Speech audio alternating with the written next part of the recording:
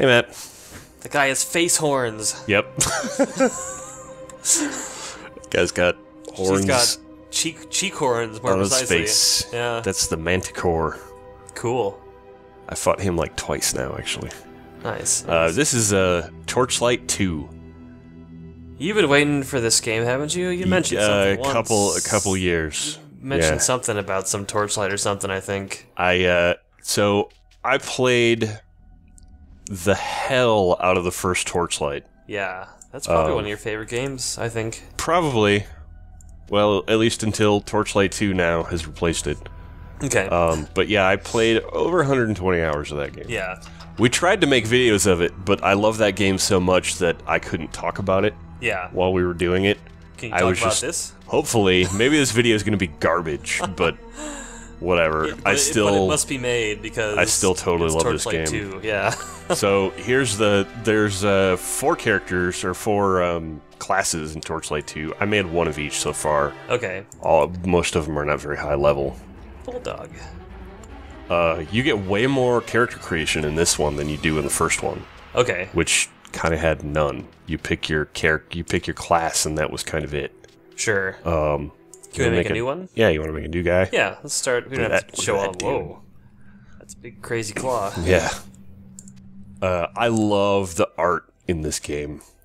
Yeah, the aesthetics are really cool. I love the art in the first one too, but this game is just... So this game... It's just more of it's more of everything that goodness. made one awesome. And in a lot of ways, not necessarily ironically, but in a lot of ways, this is Diablo 2 to Diablo 1. Okay. To Torchlight's Diablo 1. You know what I mean? Yes. Torchlight is Diablo 1, Torchlight 2 is Diablo 2. Except, I think this game adds way more than Diablo 2 added to Diablo 1. Really? Yeah. I mean, they have the perspective of, hindsight. Well, yeah. And also, this is the people that made Diablo 1 and 2. 1. Oh, yeah, because 1 we're on and 3 2. now, that's right. Yeah. So here's the 4 classes. What do we got? Ember Mage. Who's a caster? He's a caster, yep. He's a elemental mage guy. Okay. And you have, like, a bunch of different customization options, which is pretty cool. None of this was in Torchlight. No. Yeah, it was just... You picked you picked the character. Torchlight 1 was a lot more like Borderlands, I guess. The character and the class were kind of one and the same. Yeah. But now you can be a little more customization. Engineer, who's sort of he's actually kind of like a techno knight. Okay. A clockwork knight, kind of. Alright, that's cool. Yeah, they can wear heavy armor and hit stuff real hard. You can run them as a sword and board if you wanted to. But they can also, do they, like, build things? Yeah, but they also have, like, little robots and stuff that they can summon. Oh, okay. They're pretty cool. Neat. This is the Berserker. He looks angry. Yeah, these guys are, like, fast fighters. They don't have a whole lot of armor, necessarily. I mean, depending on how you spec them, but... Okay. And they're just meant to run around super fast and hit everything really fast and hard. I see. So it's not a rogue, it's more like a... More like a barbarian. Yeah.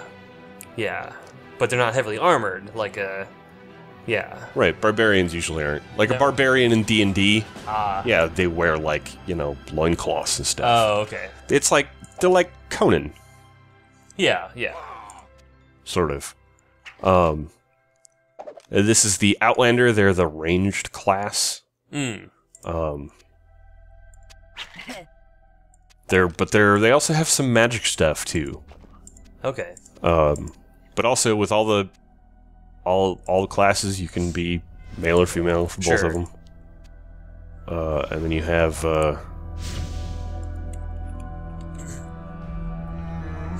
seems like the classes are more, what's the word I'm looking for? You can play them in more varied ways. Yeah, the skill trees are a lot more varied than the first one, which were already pretty varied. It is ranged, but then has magic. It sounds like you can probably use a lot more magic or not use magic if you don't really want to. You Right. know? Yep. And same with the engineer. You can build a lot of stuff, or you can just have him be a melee guy. Yep. There's a lot that's- more. That's cool. I like versatility in my classes. You know. There's a lot more pets. Ooh. So, Torchlight 1, one of the trademark features of it was you have a pet running around with you Yeah. in all the dungeons and everywhere that you're going. And the pet has an inventory, and you can send your pet back to town and auto-sell everything that's in their inventory. Yeah. But they also attack with you, and you can equip them and stuff like that. The first one only had 2 pets, a cat and a dog. Yeah. This one's got... So it's got all sorts 8. of stuff. I like the hawk. Yeah, the hawk is pretty sweet. Pretty cool. I like the wolf. And the pets even have some Some light modification. customization. Yeah. You have a papillon. It's a silly little dog. That's actually modeled after Falcon, the Runic Games office dog. Oh, really? Yeah, he's like their official mascot for the company. Awesome. I like the leopard or panther. Yeah, the panther's are pretty sweet. And then, of course, crazy, weird, magical thing. It's cool. You should pick the hawk. Okay. Actually, if we're gonna do that, why don't we just go back and play my Well, mage yeah, that's fine, that yeah. actually has a hawk. I like the crab. Where'd the crab come from then? If you don't, Oh, well, you because you that's, can, that's the coolest pet in the game. you can also I think. find, just like the first one, there's fishing, and the fish transform your pets. Oh, okay. Most of them only transform for 5 minutes, then there's like uncommon ones that do 15 minutes, and then there's really rare ones that transfer them permanently. oh, okay. Or at least until you transform them into something else. Sure. So I've transformed that guy into a crab, and I haven't changed him back yet, Well, why would you? because that's awesome. Look at his eyeballs! Yeah, those little mouth arms. Going all over the place.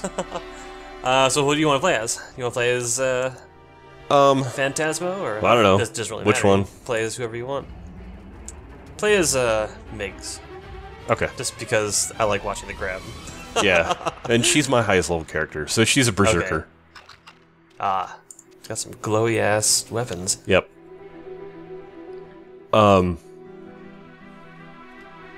Yeah, this game is what's really that good. crazy ass? That is a guardian. She's the guardian of air. Okay. The story. Whoops, I didn't want to talk to you. The story, such as it is the let's see, what's my next Salt Barrens I gotta go to. The story is that so the classes from the first game are now characters in this one. And the Alchemist, which was actually my favorite class from the first game, who was sort of the magic user summoner guy. Okay. Though a little bit different. He wasn't your standard mage. He was the one that was decided on who actually finished, quote unquote. You know, he killed the big bad guy the first game. Okay. This is gonna be tough because the Berserker, at least the way I have her spec'd, is actually really technical. And I think it's probably gonna be this way, at least in part, no matter how you have it spec'd, because she doesn't have a lot of armor. Yeah. So I have to rely on... I have a lot of stuff that heals me a bunch. Okay. But to like do that... moves. Yeah. Well, yeah, but to do that, like, I'm getting healed as I'm doing stuff. Like, every time I crit somebody, I get healed. Every time I do that charge move, So you've I got get healed a little bit. Like, all the So, time. yeah, I have to be attacking all the time, and I really have to pay attention to my health. Okay. I can summon this Spirit Wolf, Whoa. who, all the damage that he does gets sent back to me is in health. Nice. And I'm, you know, drinking potions like a madman, Okay. like a madwoman. Yeah. Turn it down, guys. game gets loud in combat. Yeah, lots of stuff happening. So yeah, what was I talking about? I interrupted myself. Like the first one, you don't really control the pet. You can just control his aggression or... Yeah, but I mean, there's really only ever one setting you ever want to put them on. The defend. Yeah. The don't attack stuff unless I'm attacking it. Just like the first one. Yes.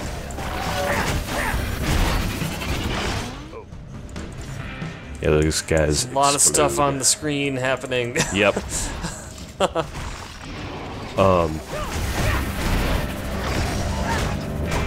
Clicking on stuff. Yep.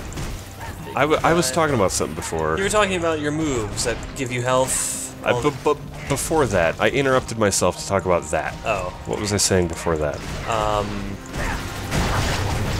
I've interrupted myself like 5 times already. What were you... Oh, you were talking about the, the story. Okay. Oh, yeah. Yeah, so the story is the alchemist, the alchemist finished off one. Yeah. the big boss, but then he was corrupted himself by the same stuff that corrupted the bad guy the first one. Whoop, Okay. Out of there. So is he the bad guy? So he's the bad guy now. Okay. And he's like running amok, and capturing or like all these elemental guardians. So you have to go through and save them all. Like that big bird. Like that bird, yeah. So I saved her at some point from one of the dungeons, and I'm on my way to saving the Mana Guardian now. Those walking turrets are really cool. Yeah. Actually, this whole area, in this like desert sort of Arabic Egyptian area. Yeah. And it actually, a lot of it reminds me of dwarven stuff from Skyrim too. Oh, okay. Which is not necessarily, that's just fantasy steampunk. Well, really, yeah, but it's not. yeah. I mean, it reminds me of that stuff in a pleasant way.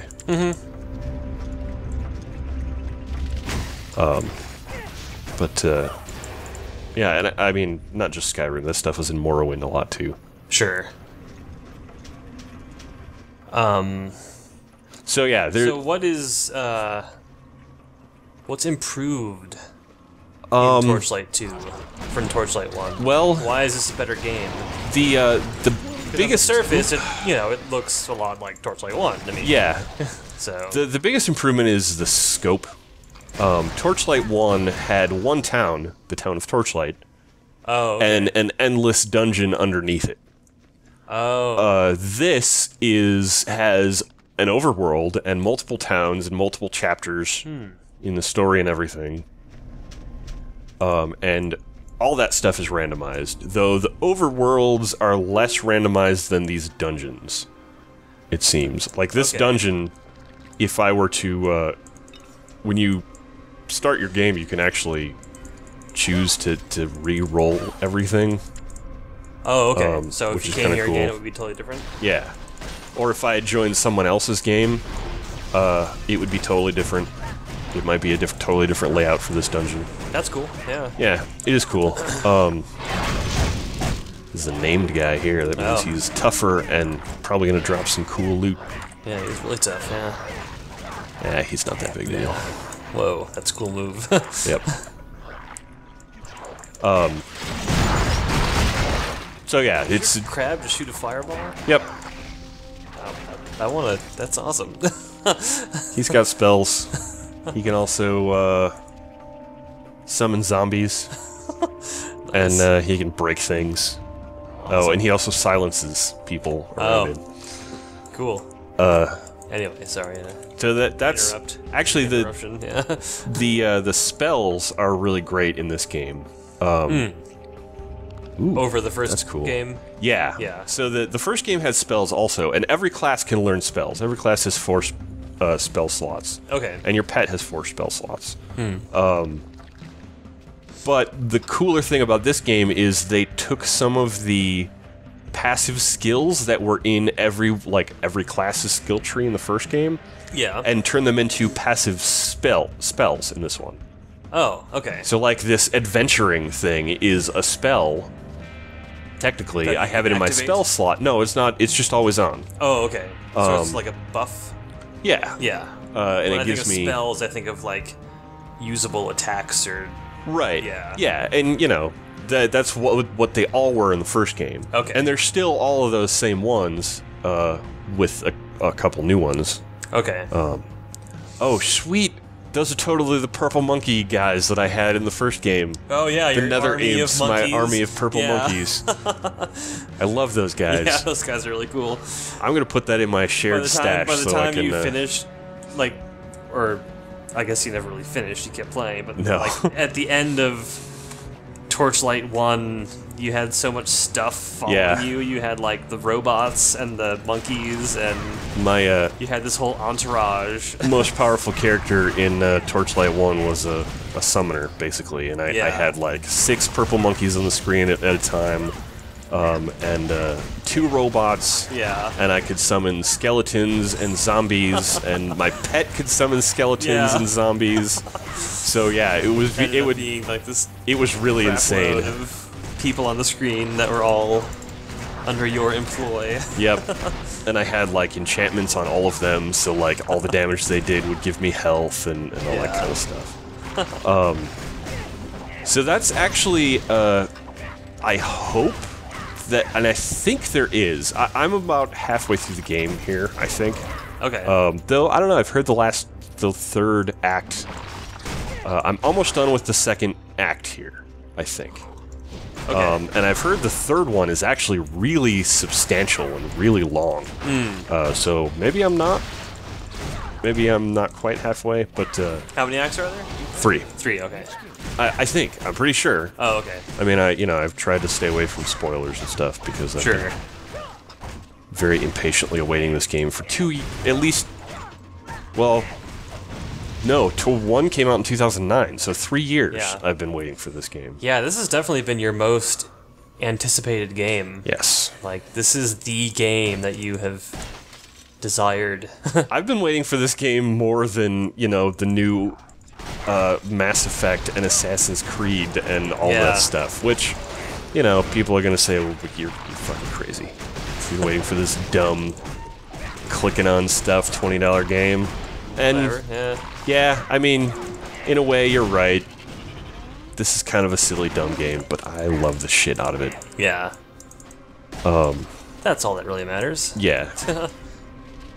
And I think this is... so this whole genre, the action PC, action RPG, or the Diablo clone, whatever you want to call it, I played Diablos. I never owned them. But, I played... Oh, I leveled up, and I didn't spend my points yet.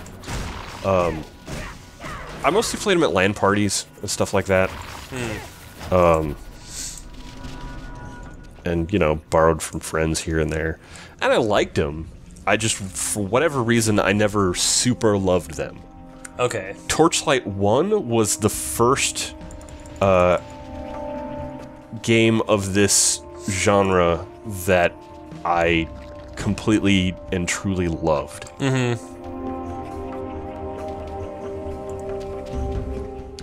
So what is all this business? So these are the 3... We'll talk about that now. Yeah, this is each class is 3 skill. They're not really trees anymore. They weren't really trees in the first one either. Yeah, but skill you don't have to activate one to go on to the next. Or... No, the higher level skills are unlocked by your level. Okay. So I couldn't put points into that one if I wanted to right now because I need to be level 42. Okay. At which point, at level 42, you've unlocked the ability to have all of them. Okay. If you want. Sure. It's So- just a matter of choosing which ones you want. Yeah, it behooves you to specialize. Because a cool... What are the different not trees? So Well, there's I mean, they're different for every class. okay. Well, what are yours? For the Yeah. Berserker, there's Hunter, which is a lot of like damage dealing and like bleeding effects and debuffs for Okay. the enemies. There's Tundra skills, which is all like freezing and armor and stuff. So I guess you could spec the Berserker to be more defensive if you wanted to. Okay. I skipped this whole tree because nothing appealed to me. You wanted to play, yeah. For this character. I mean, I'm sure, as much as I played the first one, I'm sure I will roll another Berserker. You'll roll every combination of characters. Yeah, you can. it's totally what I did with the first one. Yeah. I beat the first one with, every character class at least 3 times over. Yeah. And every difficulty. What's the third? And the third is, they call it Shadow Skills. And this is the stuff that lets me do, like, my Shadow Burst, it's called. I turn into a wolf. Is that where your ghost wolf came from, too? Yeah, and my ghost wolf. Okay. And then a new thing with this is all the, so each tree has 7 actual active abilities, active skills. And then 3 passive skills. So this stuff is just active all the time. And I've been dumping a lot of points into the passive skills because I like, having... that's why I don't actually have a lot of active skills yet. A lot of attacks, per se. Yeah. Like, what's an example of these passive skills? Well, like this one... this one makes it so that every time I do a critical strike, I heal myself for 9% of my health. Comes in handy. Yeah. It comes in real handy, especially with... and there's other stuff like this one gives me a higher chance to execute, which means attack with both my weapons at the same time. And then this one, Rampage. So, stuff like that. Yeah. This one gives me an ability, it makes it so that every time I hit an enemy, it decreases their armor and increases mine. Okay, yeah. So yeah, again, like just reinforcing that always be attacking thing that I'm building with this character. Passive effects aren't doing anything. Right. Yeah. So what's going on the left? Looks pretty standard, like strength, dexterity points you get when you level up. Yep, you get 5 points to dump into these when you level up. So they went old school with both of these things, unlike Diablo 3, which shook up the whole thing. Yeah. And I really loved what Diablo 3 did with those skills. That was a really smart, cool thing. Yeah. And it really was fun to be able to swap out the skills at a moment's notice. Whenever you're not in combat, just, I don't like this skill, I'm going to do this one instead. Yeah. I don't know, there's a classic elegance to doing it this way, though, too, Yeah, very well, simple. I wouldn't call it elegance. No. There's a classic...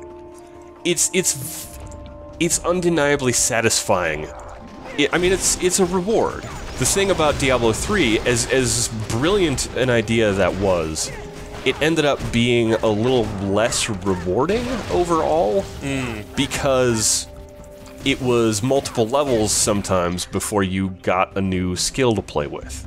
Yeah. And even then, once you got a skill, they were static the whole time. Okay. I mean, you got the glyphs, which you could use to alter them here and there a little bit, but for the most part, they were gonna stay the same. Like my barbarian in Diablo 2, I found the way I liked to play her about halfway through my first run of the game, and did that for another 2.5 runs. Sure. Despite the fact that I had all these other skills unlocked later. And that was cool, but then it became less rewarding because every time I leveled up, it was like, oh, well, okay, I got this skill that I don't want. Yeah. Whereas now... Just kind of wasting your progress, yeah. Yeah, well, yeah. In regards to, like, your skill points and leveling up. I mean, and it wasn't... I don't know, it wasn't wasting, because I still got stronger. Yeah. And I was still able to equip better loot and stuff and all that kind of stuff. So it wasn't a total loss. And again, that, like, from just a sheer design and mathematical perspective, that system was brilliant. It was really quite brilliant. Oh, health. Yep. Whoop, whoop.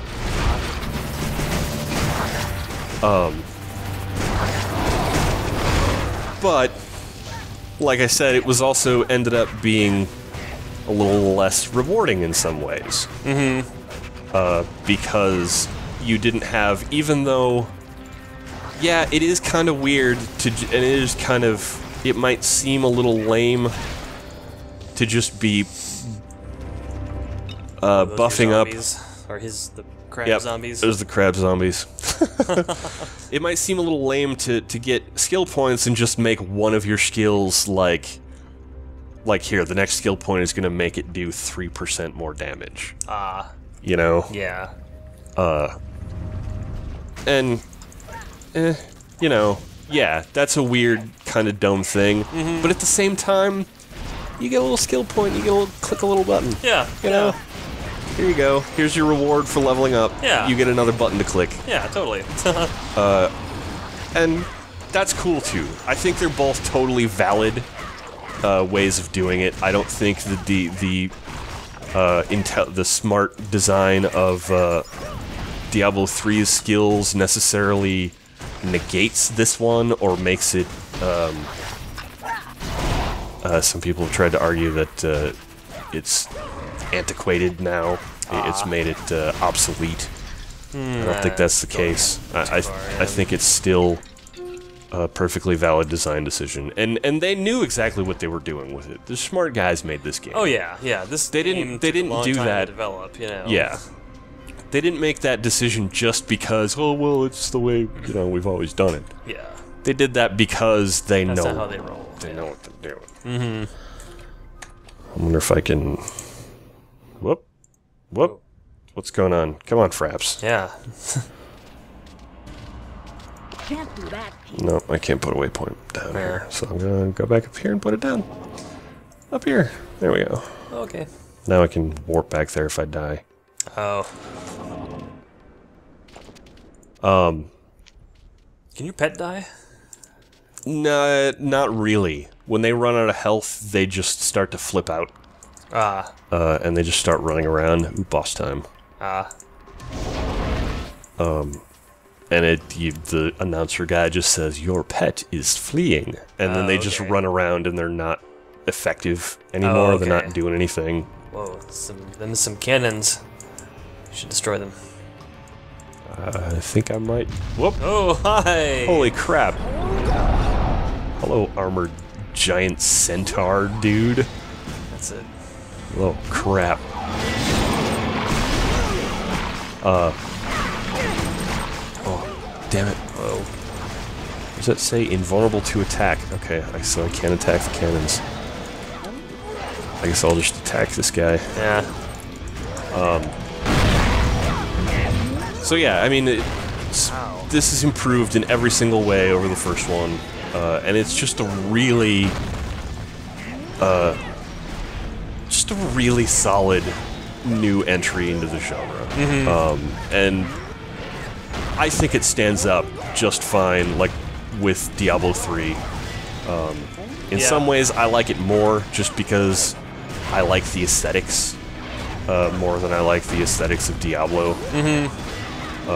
And I like the I like their design decisions. Here and there.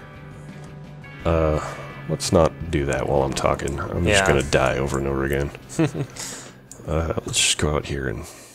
So this is one of the many towns? Yep, this is the second town. Okay. In the game. And yeah, so far actually. One of my only complaints, and maybe this will change... Ooh, a set piece. Maybe this will change after I beat it, and it'll unlock some stuff. But I would really love to have a place that I could just run through a random dungeon. You know? Yeah. Because right now... It's all quest-driven? It's all quest-driven, and I've killed everything. If I go back out into this other part of the world that I was in before, nothing's going to be there. Oh. Nothing respawns in that regard? Not really.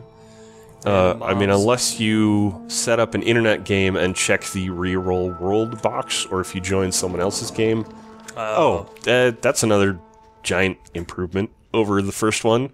This game has full-on co-op. Wow. The first one was only single player.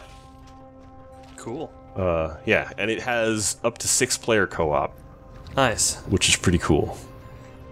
Yeah, so this whole on my computer, we can do LAN co-op or yeah, okay. It supports LAN. There's no online. You do have to sign in to their Runic account manager thing. Oh, hey, here's a guy I didn't kill, and now I killed him. Sure.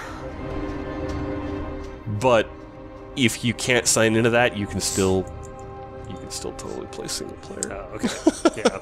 And you can still totally play on a LAN.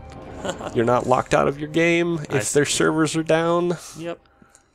Like they were for the first, 2 days that it was out. But, unlike Diablo 3, I could still totally play this game. Yep. What a concept. Yeah. I guess I don't know what to... Let's go to one of my other characters while I...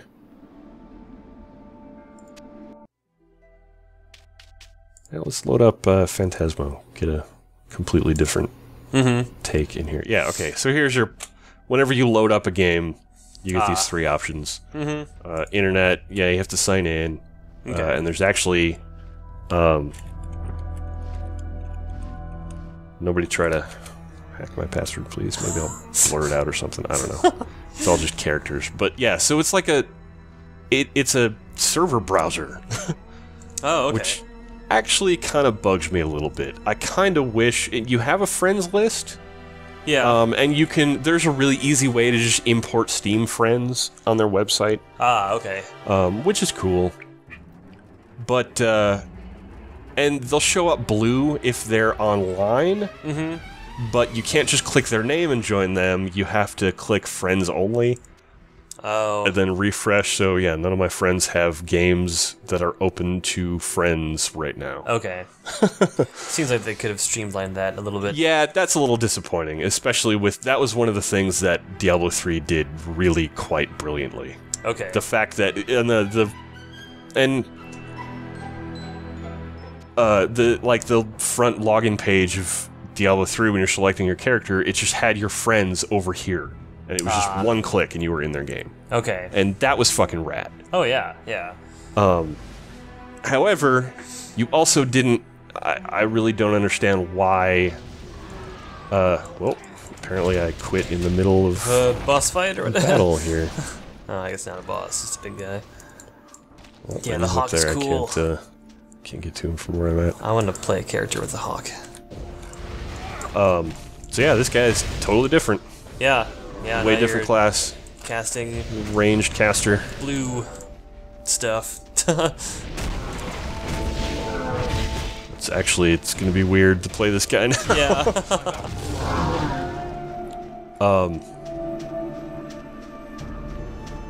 So yeah, I mean that was a great benefit for Diablo 3, though it also doesn't...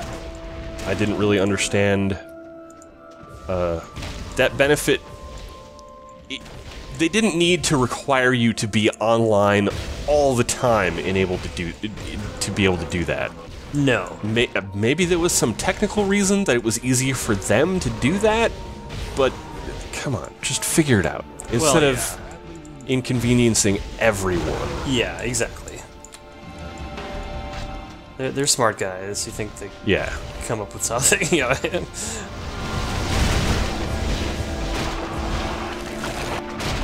Eat my fireball lasers. Cool, yeah. Yep, he's got some cool spells, and I can do this. Ooh, nice. That does, every element damage when it hits. And I got this, ice shotgun. And I got this. Nice. I love area effects like that. Yeah. So yeah, I mean, it would have been cool to have some easier to use co-op functionality in that regard. It's not like it's hard to use. It's just Yeah, that part really is genuinely archaic. Yeah, I think I don't know. I don't really. Maybe it could be very. I could just be missing something about it, but I don't really see the benefit of a server browser in this kind of game specifically. Okay. A server browser in a. Well, I don't know. Maybe it would. Maybe it does make more sense now that I think about it. Because a server browser in... I like a good server browser in a competitive game. Because, like Team Fortress, for example, everyone wants to run their own stupid-ass version of Team Fortress. Oh, yeah. And I don't want to play your stupid Mario Kart Team Fortress. I want to play Team Fortress. You don't want to play the version that you think is better. I don't want to play your instant respawn, you know, twice health, no crits Team Fortress. Yeah. I want to play Team Fortress. So it's cool to have a server browser and look through the games that are there, you know, and see what's going on with them. And maybe that will be a bigger deal with this game because this game does totally support mods. Okay, so in the future when... So in the future, yeah, like that maybe it'll make more sense. Yeah. But right And now, when people are playing crazy-ass, you know, dumb games. When other people aren't playing Torchlight 2. They're playing, you know, Cheat Light 2. Like, I'm sure it's going to be really popular. Yeah. But at the same time, I super love that Runic supports that. Like, basically, okay, so... Runic went completely... This is turning into a very long video, but I have a lot to say about this game, I guess. Runic took the complete opposite tactic for protecting their game from gold farmers and cheaters and stuff. Okay. Because that was a problem. That was a problem that had to be addressed with Diablo 2. Like people selling accounts on eBay and all that kind of stuff. Because it was this weird, like... Because you had to sign into Battle.net to play online, but you didn't... And it would keep your Battle.net characters were separate from your... like straight single player or LAN characters. And Battle.net would actually do checks to make sure, whoops, to make sure that your character wasn't hacked, and stuff like that.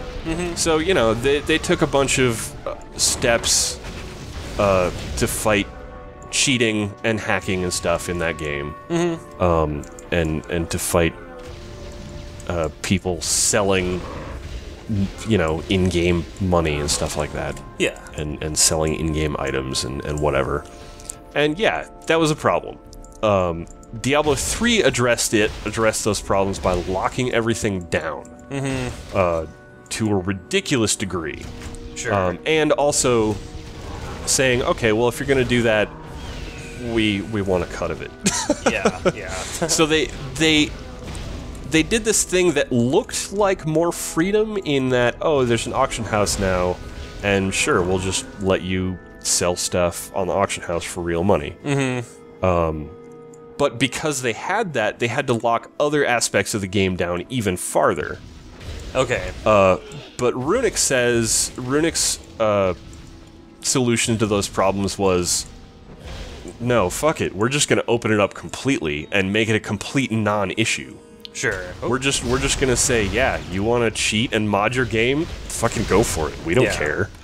We're not, and made it so that it's not even a thing for, like, it's not.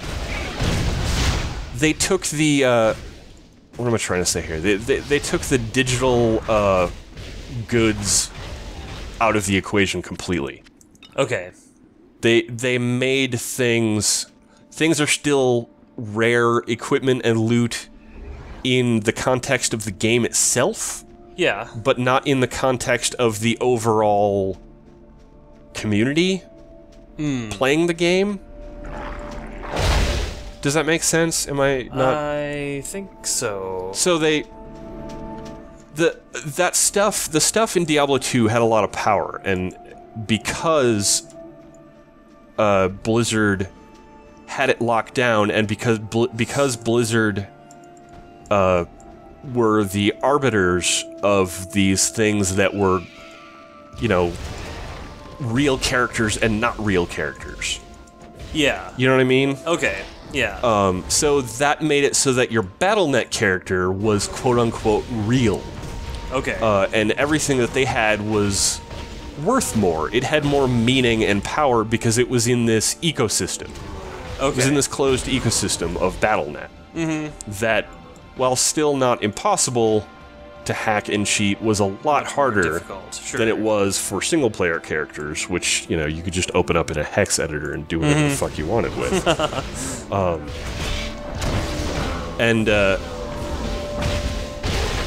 Yeah, their solution with Diablo 2 was just to get tighter and tighter and tighter with that, and then eventually their solution was to just have...